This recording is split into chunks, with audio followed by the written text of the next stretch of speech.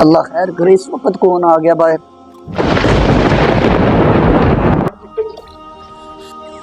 آئیے عمر بھائی۔ السلام علیکم وعلیکم السلام ورحمۃ اللہ وبرکاتہ۔ کیا حال ہے عمر بھائی؟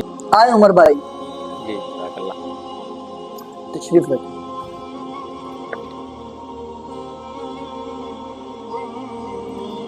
عمر بھائی کیسے آنا ہوا؟ یہ نا آپ کے لیے تھوڑا سا کھانا لے کے آیا ہوں۔ عمر بھائی کس خوشی نا میں؟ علیم بھائی، اصل میں اللہ تعالیٰ نے بڑا کرم کیا ہے۔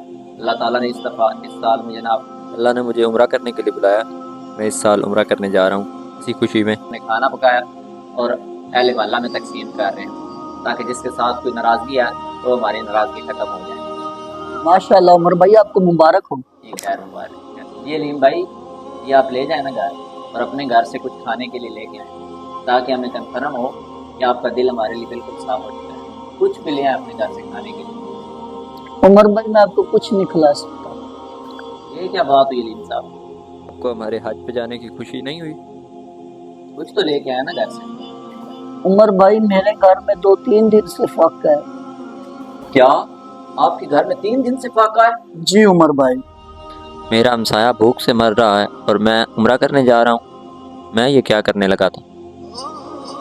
اس طرح میرا عمرہ شریف پہ جانے کا کوئی فائدہ نہیں، لہذا میرا عمرہ مکمل طور پہ کینسل۔ ٹھیک بھی تو پھر کبھی چلا جاؤں گا۔